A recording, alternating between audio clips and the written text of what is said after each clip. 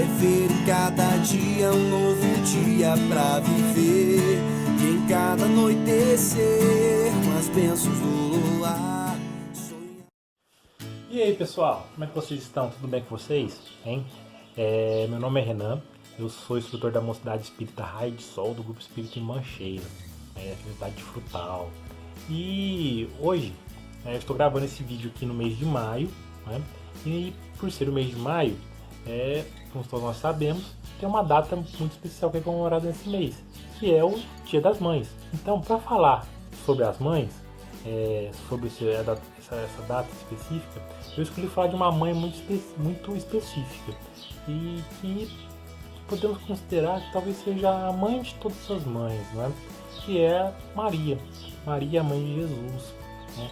Esse espírito tão importante aí dentro do cristianismo, né?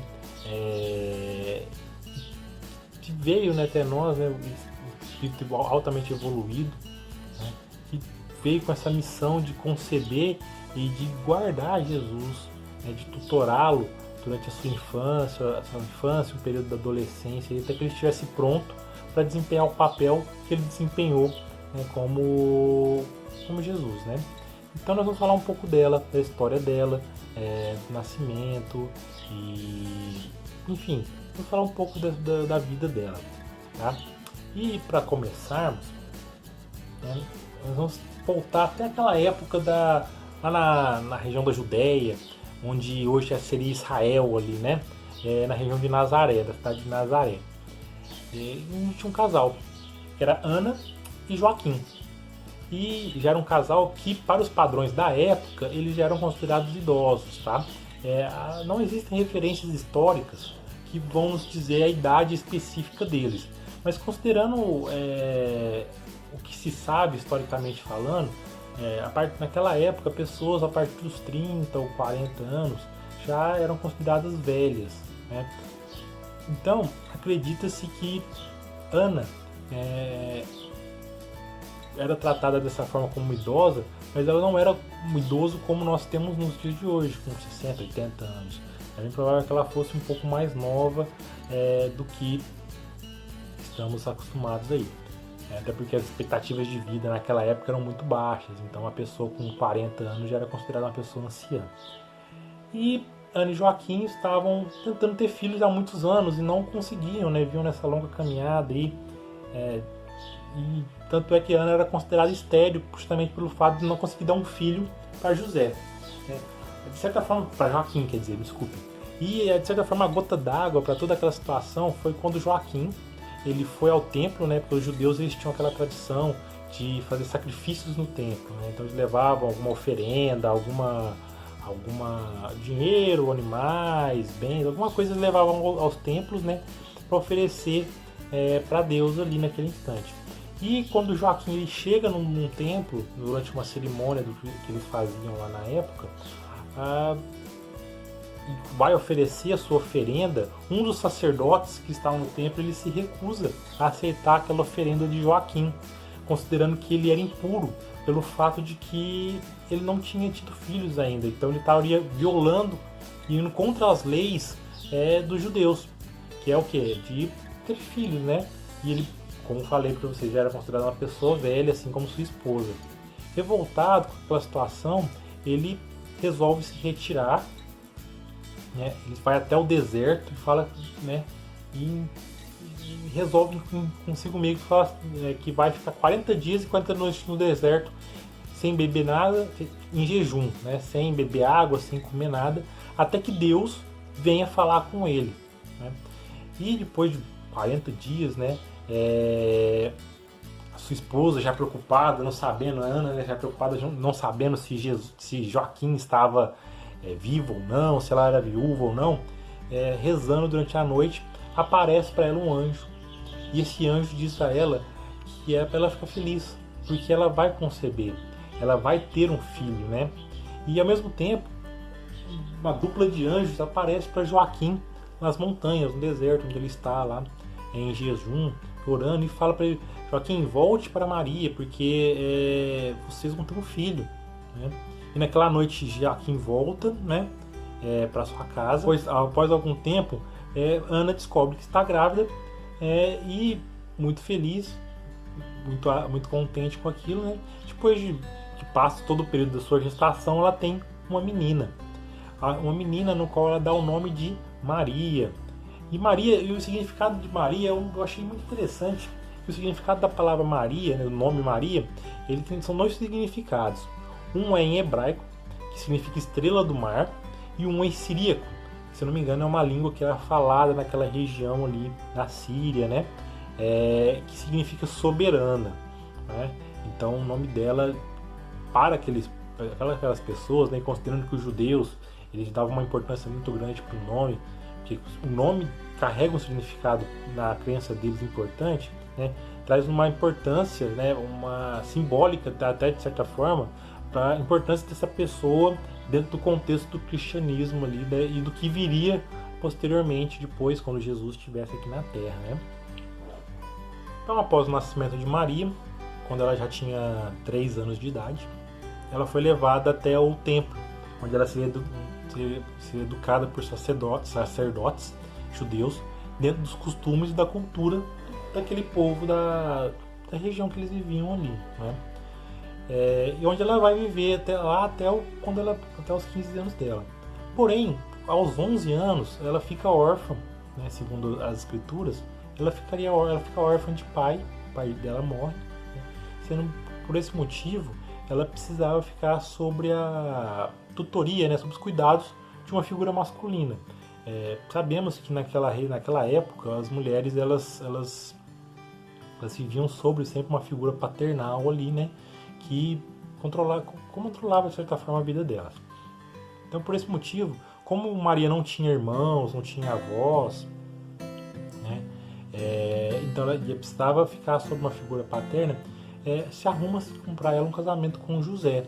José já era bem mais velho que ela, segundo o que nós temos de informações históricas aí, ele provavelmente tinha entre 35 e 40 anos e aparentemente ele era viúvo, então ou seja, já tinha sido casado anteriormente, talvez até tinha filhos. Então Maria, ao se casa com José aos 15 anos, só que eles não vão viver imediatamente juntos, né? José, provavelmente motivado por compromissos de trabalho, né, não está presente no começo do casamento deles. Então Maria vai viver junto com Isabel, sua prima, né, que vai ser a mãe de João Batista posteriormente. E enquanto Maria estava com Isabel, ela recebe a visita do anjo. Esse anjo, o anjo que vai relatar para ela que ela vai ser mãe do Messias, né, do Salvador da humanidade. Maria, ela fica um pouco assustada quando ela recebe aquela visita, né, porque ela fica pensando, nossa, eu vou ficar grávida, mas eu não tenho marido, meu marido não está aqui, né? As pessoas vão achar que eu sou adulta, meu marido vai achar que eu sou adulta. E o anjo acalma ela e fala que não, que Deus vai ajudá-la, o Espírito Santo vai ajudá-la e que ela não é para ela se preocupar com isso. E que também o José também vai ser avisado também dessa situação. E José retorna à sua casa e não tinha sido avisado ainda pelo anjo, né, que Maria estava grávida do Filho de Deus. E ao descobrir que Maria estava grávida, ele acha que ela foi adúltera. Só que José era um homem bom. E nós sabemos que naquela época de Jesus, uma mulher, quando ela era considerada adúltera, ela geralmente era condenada, naquela região que eles viviam, ao apedrejamento, né? Ela era apedrejada em praça pública. Só que José, como era um homem bom e sabia que se ele revelasse, né, que Maria estava grávida e que não era ele o pai, ela seria condenada por adultério e que provavelmente seria punida com rigor. Então, por ser um homem bom, ele resolve que ia se afastar de Maria, né, que não ia viver mais junto dela, mas não ia contar para ninguém desse acontecimento aí de que Maria tinha sido estava grávida, né, que o filho não era dele. Só que o anjo também aparece para ele e conta, né, fala, né, a mesma coisa que falou para Maria, né, e José, nesse momento, ele percebe a importância da missão que ele vai receber, que é o quê? De junto com Maria, cuidar daquele espírito tão evoluído, né, com uma missão tão grande que teve, que era Jesus. Então, nesse momento José passa a auxiliar Maria em todos os seus momentos de sua gravidez. Né? E aí nós temos duas, vamos dizer assim, não vou falar que é uma situação controversa, mas temos duas versões, né, para a questão de nascimento da gravidez de Maria. A primeira delas está nos 4 evangelhos de Rustem, que trata a gravidez de Maria como uma gravidez, de certa forma, psicológica, que na verdade Maria não estava grávida de verdade de Jesus, que ela teve uma gravidez fluídica, né, que eram só os fluidos, né, universais ali, e que ao nascimento de Jesus, quando estava com 9 meses, Maria, com as energias de Maria e os fluidos da natureza, né, foram manipulados pela espiritualidade, por Jesus, para que formasse aquele corpo de bebê, certo? E que a partir desse momento, então, Maria teve uma gravidez, vamos dizer assim, de uma forma mais psicológica do que real, né? Já Kardec fala, se eu não me engano, na Gênesis, que na verdade não, que bem provavelmente Maria teve uma gravidez como qualquer outra. E dessa relação que eles tiveram, Jesus foi concebido ali, né? Então Kardec traz essa afirmação para a gente, como eu falei, na Gênesis, e através das pesquisas que eu realizei para poder falar para vocês hoje sobre Maria, né, outros autores espíritas também concordam com as afirmações de Kardec, de que provavelmente Jesus ele tenha nascido de forma natural. Mas continuando, então Maria, ela, depois que Jesus nasce, né, Maria ela vai cuidar daquele espírito, né, e conhecendo Jesus como nós de certa forma conhecemos, né, na sua doutrina, a gente vai perceber o quê? Que Jesus talvez ele tenha ensinado mais para Maria do que Maria ensinado para Jesus, né? Mesmo Maria sendo a sua mãe.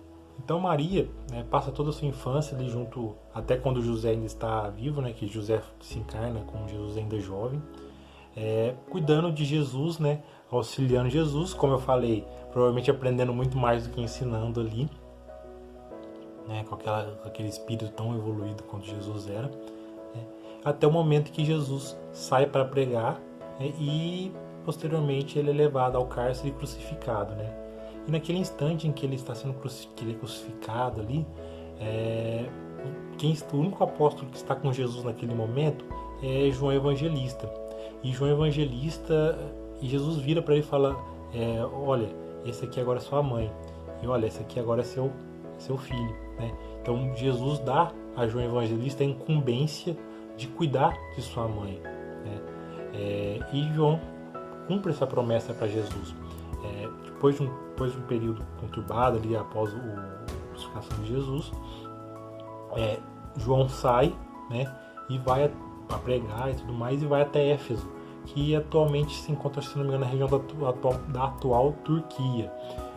E lá consegue arrumar um pedacinho de terra, uma casinha, e volta para Jerusalém, busca Maria e leva Maria para lá, para cuidar dela naquele local. E Maria, vivendo naquela região lá, né, uma região muito bonita, até os dias de hoje é uma região muito bonita, né? Enquanto Maria vivia naquele local, que era tão pouco isolado das cidades próximas, João ia pregar nas cidades próximas lá, né? Enquanto Maria ficava lá. E com o tempo, uma multidão de doentes, de pessoas nessas cidades começaram a fluir para aquela região, para aquele local onde Maria estava. E Maria começou a evangelizar aquelas pessoas, evangelizar as pessoas, cuidar dos doentes, tratar as feridas, tanto físicas quanto espirituais daquelas pessoas ali, dando continuidade ao trabalho de Jesus.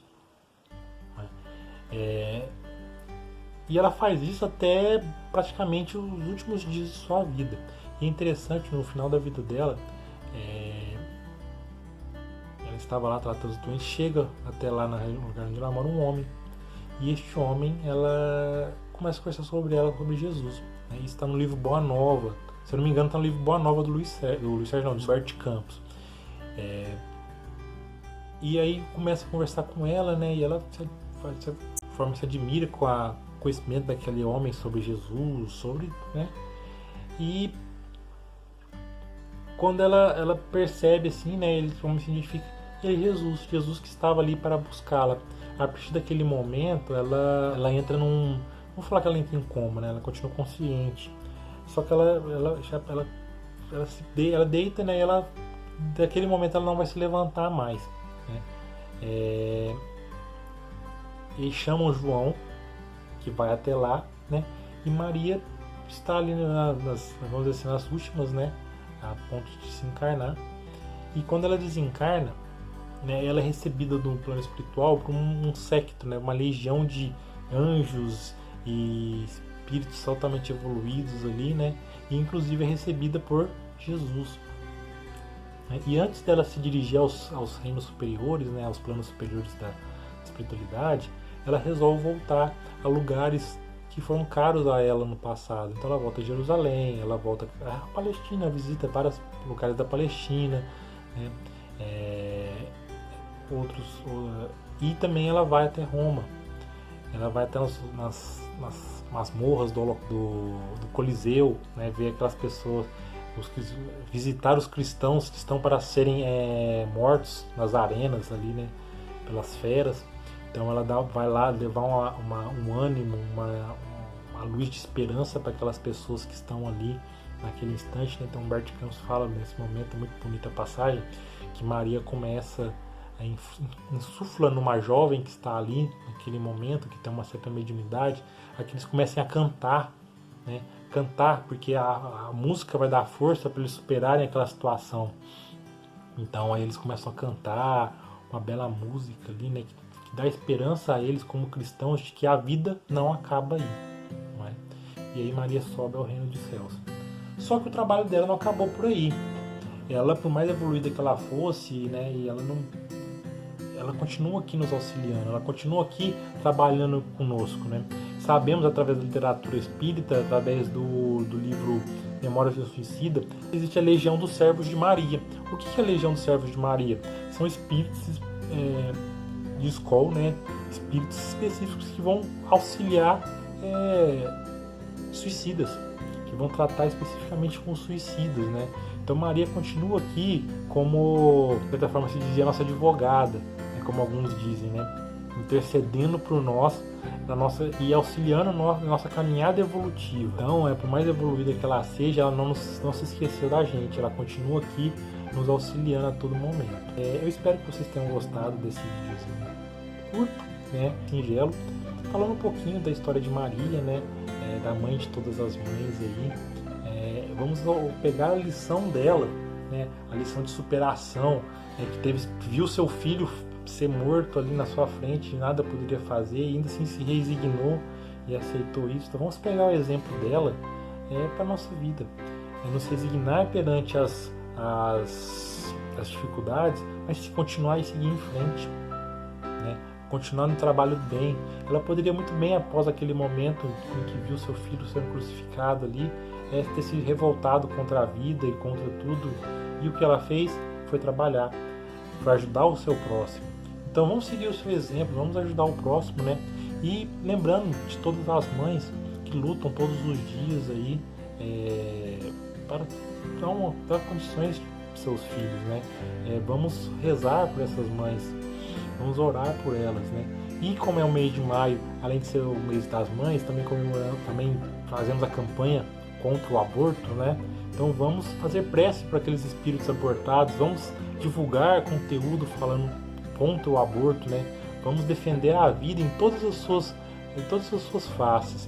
Da mesma forma que Maria auxiliava os primeiros cristãos ali naquelas árduas caminhadas, naquele início de cristianismo, né? Vamos auxiliar essas pessoas hoje, nesses tempos que de certa forma são bem mais fáceis do que os tempos encontrados naquela época de Jesus. Então é importante que continuemos a nossa caminhada sem nos esquecer dos exemplos de Maria, de Jesus e de outros grandes espíritos que vieram até nós, né, nos ensinar e nos auxiliar. Né? Espero que vocês tenham gostado do vídeo e fiquem todos com Deus. Tenham um ótimo dia aí. Um abraço.